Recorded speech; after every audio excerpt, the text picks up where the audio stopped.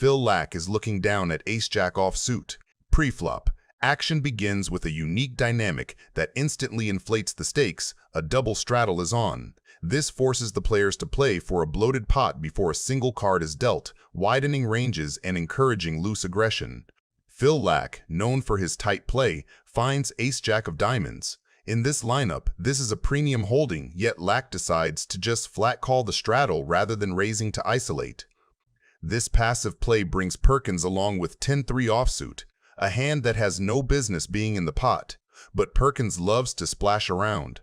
The result is a three-way pot where ranges are wide, undefined, and dangerous.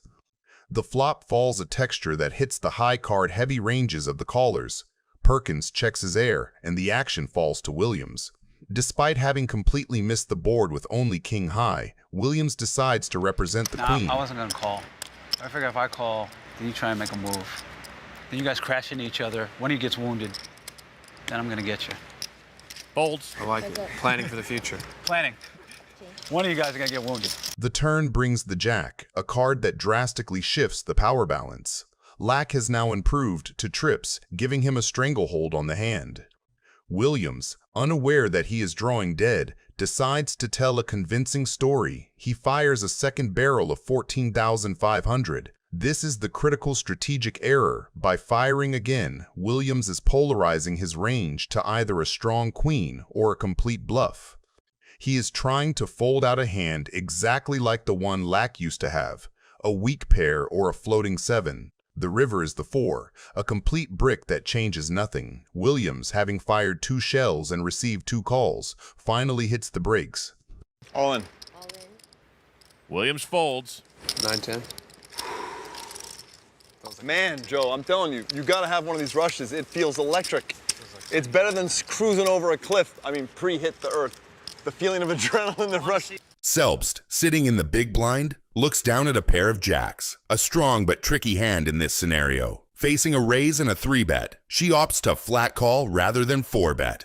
While a 4-bet would help narrow the field and define her opponent's ranges, it could also bloat the pot and force her into tough post-flop spots if she's up against a hand like queens, kings, or aces.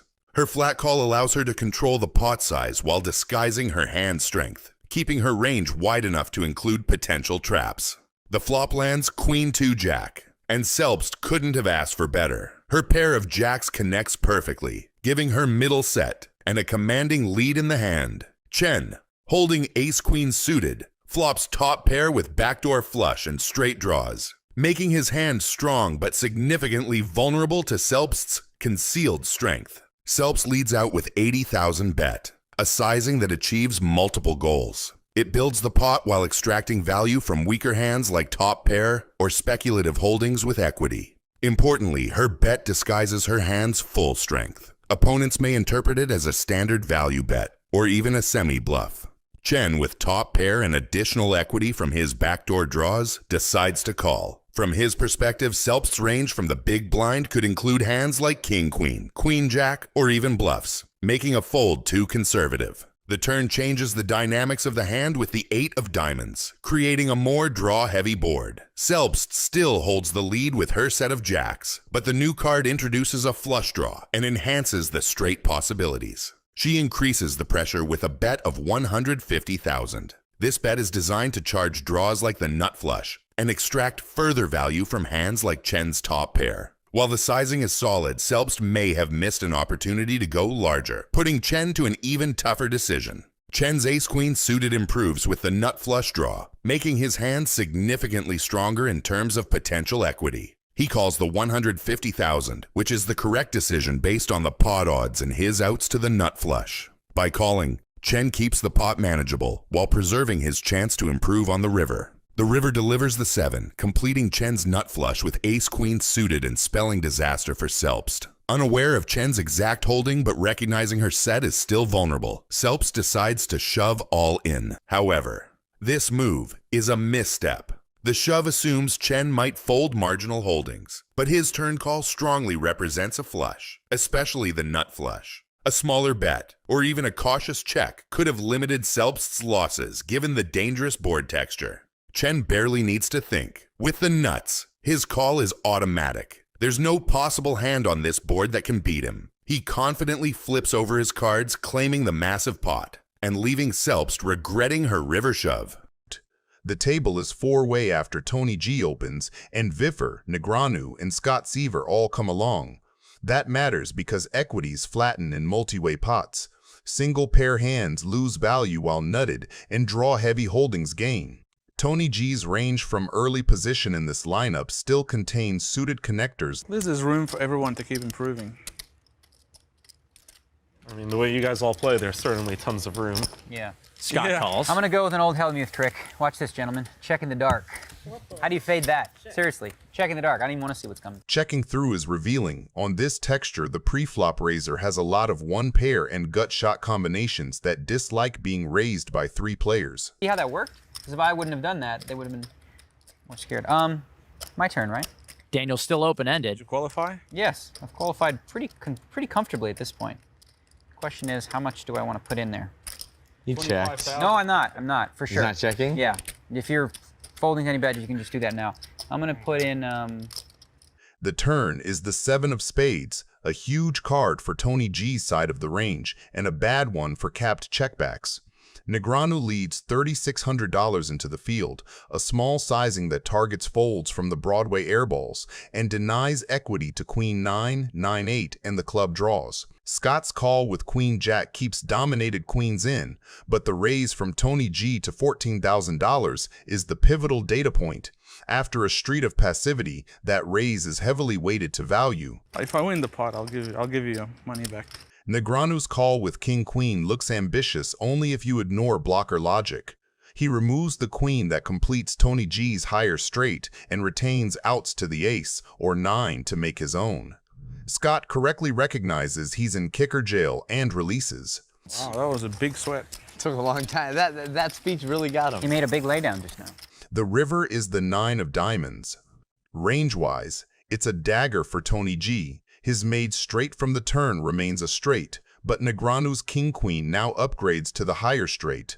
When Negreanu fires $35,000, the story is polarized between exactly that high straight and bluffs that bricked clubs or random Queen X that tried to push Tony G off a one-pair hand. Are you also offering my $4,800 back if you...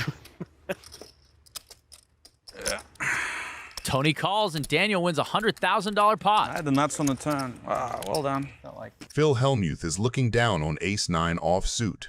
Doing an add-on, if no one objects. no, of course. I don't object. Add on for as much as you like. Up to 500,000. Pre-flop. This is a perfect example of how one aggressive decision can pull three other players into a very volatile pot. Brunson opens with 6-5 suited, a classic loose raise that keeps the game flowing and his range wide. I call. Hellmuth wakes up with ace-9 offsuit and chooses a big 3-bet to $12,600. That sizing is doing a lot of work. He wants to isolate the opener, pick up the dead money, and use position plus skill edge rather than pure cards. The problem is the hand itself. Ace-9 offsuit looks pretty, but in a re-raised pot it is in terrible shape against any calling range that includes better aces, big pairs, and suited Broadway. I raised the pot. When Wiggins looks down at pocket kings behind all of this, he is in a dream spot and decides just to call. That flat call is very tempting. He keeps all the weaker hands in, disguises his strength, and gives himself a chance to win a huge pot without ever having to face a 4-bet, but it also invites the players behind to come along with speculative holdings. 12-6. Yep. Call. We have some cannon action over here. And Brunson, getting an excellent price in closing the action, comes along as well. I know Tony's gonna call it, so I might as well too. Yeah. I love these big pots. What a sick hand this is. 4 ways. I'm landing on anyway next pot, so it's like a free roll for me. By the time the dealer spreads the flop, Hellmuth's isolation 3-bet has turned into a 4-way pot where his dominated ace-9 has to navigate 2 deep stacks and one of the strongest starting hands in poker. The flop comes 9-10-9, and the board instantly rewrites everyone's expectations. That flop looks like you, doesn't it? No, Phil, I look like me. 17,000. Phil bets 17,000. If you look like me, why you bet so much? Hellmuth, who started the hand with the most questionable value hand, suddenly finds himself holding trips with top kicker. From his point of view, this is about as good as it gets. He blocks full houses with his ace-9, beats every overpair, and is way ahead of any 10x that peeled pre-flop. 36,000. I love you, Ernest. I'll try to gamble. I just can't. Doyle folds. I was gonna race. I'm so sick. Tony G's out. Wow. This is almost certainly disaster for our loose cannon. 200,000. What are you gonna do if I move in? You gonna call? Phil, of course I have no choice but to, my brother. You got aces or kings or something or what? Man, if I had aces or kings, man, I'd be the man right now, wouldn't I? Well, I don't think I have a choice here. This is so sick.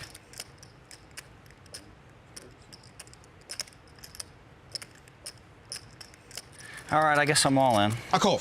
Kings. I got 3 9s. You gotta be kidding me. Okay, that's what I thought. Yeah, What were you slow rolling him for? here, man. Maybe at 10's full. I mean, he was so happy. That was so That unreal. was torture. I didn't mean to slow roll. Hold on. How many times do you want to deal it? You want to deal it 4 times? No, that's not. When a you slow know roll. he's gonna call because he says it. You know, and Phil Laak, why don't you just stay out of it? Why don't you stay out of it? Because I'm right here and I because feel bad. you've been so far out of line to me, and every time we've played, and I'm just sick of it.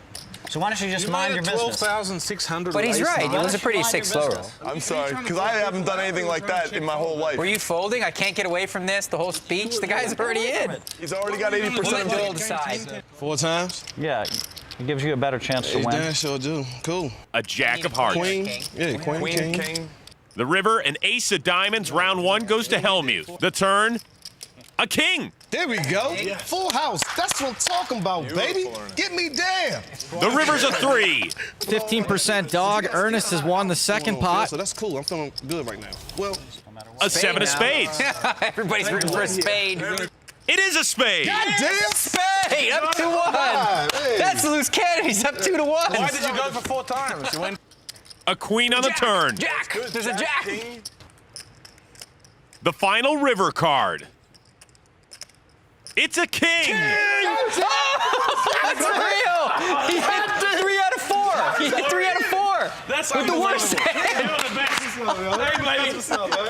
Why is everyone so happy except Phil? That's what I'm talking about. Huh? Vanessa Russo is looking down at ace-10 suited. Good at metagaming. Everybody thinks he's completely crazy. Scott Seiver, always looking to apply pressure, opens the pot to 1,600 with ace-6 offsuit. It is a loose open, typical of Seiver's wide range in late position, designed to steal the blinds or outplay opponents post-flop. Russo wakes up with a hand that dominates Seiver's holding. However, rather than 3-betting to isolate and define ranges, she chooses to flat call. This passive line is deceptive. She keeps Seiver's range wide and invites him to bluff into a hand that is statistically likely to be ahead. The flop falls a connected texture that misses the high card ranges of both players but creates immediate tension. Here, Russo deviates from standard strategy. Instead of checking to the pre-flop raiser, she leads out with a donk bet. This is a probing bet, designed to seize the initiative and define where she stands. The turn brings the 7, a card that drastically increases Seiver's equity. He now holds an open-ended straight draw, meaning any 3 or 8 will give him a straight. Russo, sensing that the board is getting wetter and more dangerous, decides to ramp up the aggression. She fires a substantial bet of 7,000. Seiver, now holding massive equity with his draw and his ace out, makes the easy call. The pot is building rapidly, and both players are stubbornly holding onto hands that are technically just ace-high.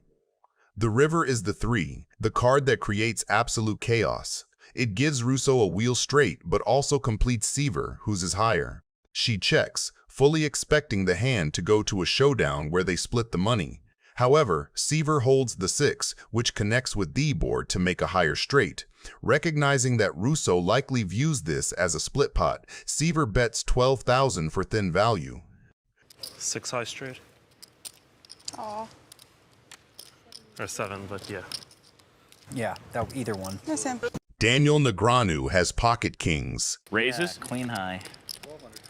Queen high? He opens the pot to $1,200, a classic early position flex that targets the blinds and sets up a pot he can steer in position. Phil Hellmuth, smooth, calls, choosing pot control and range protection over a thin 3-bet.